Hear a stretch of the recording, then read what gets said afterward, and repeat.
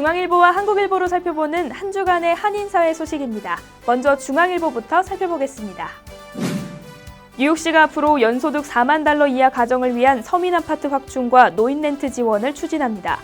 확충되는 10,000가구 중 5,000가구는 62세 이상 노인들을 위해, 500가구는 퇴역 군인을 위해 따로 배정되며 나머지 4,500가구는 일반 저소득층 주민에게 입주 기회가 부여됩니다. 또 연소득 5만 달러 이하 노인 25,000가구에는 월 최대 1,300달러의 렌트를 지원해주는 방안도 포함될 예정입니다. 지난 6일부터 뉴욕시 5개 보로에서 불체자 단속으로 인해 약 40명이 체포됐습니다. 체포된 불체자 중 대다수는 범죄 이력이 있는 자이며 이번 단속은 히스패닉 불체자를 대상으로 이뤄졌습니다.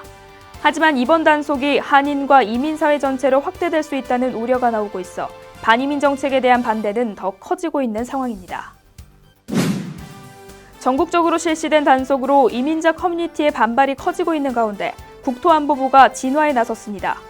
존 켈리 장관은 성명을 통해 공공안정과 국경안보, 이민 시스템에 위협을 주는 이민자 680여 명을 체포했다며 전과자와 갱 멤버가 주요 타겟이었다고 밝혔습니다. 이번 단속을 통해 뉴욕시에서는 41명이, LA에서는 161명 등이 체포됐습니다. 뉴욕 뉴저지주 대학 출신 중 학자금 융자를 못 갚아 채무 불이행 상태에 빠진 사람이 3만 명을 넘는 것으로 조사됐습니다. 뉴욕의 경우 연방 학자금 융자 대출자 29만 명 중 8%가 채무 불이행 상태며 뉴저지는 대출자 8,000명 중 9%를 기록했습니다. 한인 학생들이 많은 4년제 대학의 경우 주 평균보다는 채무 불이행률이 낮았으며 4년제 주립대 출신이 사립대 출신에 비해 더 높은 것으로 조사됐습니다. 다음은 한국일보를 살펴보겠습니다.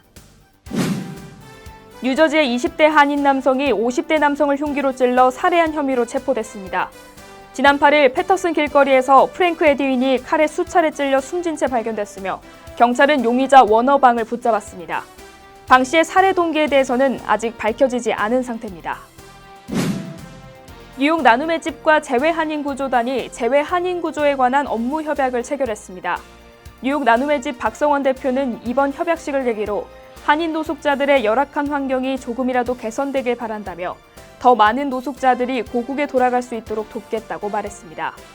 현재 나눔의 집 노숙자 중 4명이 고국으로 돌아가고 싶다는 의사를 전달한 상태며 재외한인구조단은 이들에 대한 항공료는 물론 한국 정착을 돕기 위해 직업알선과 의료 등을 지원할 계획입니다.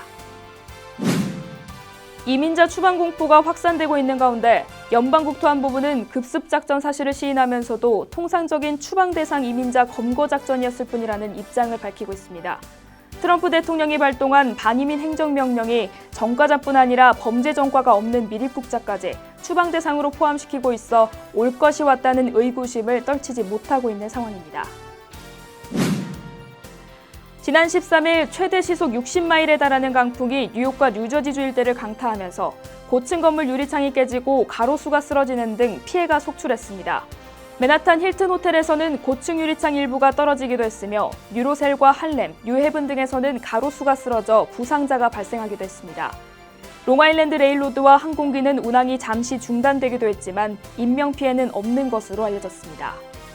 지금까지 신문으로 살펴본 한 주간의 한인사회 소식이었습니다.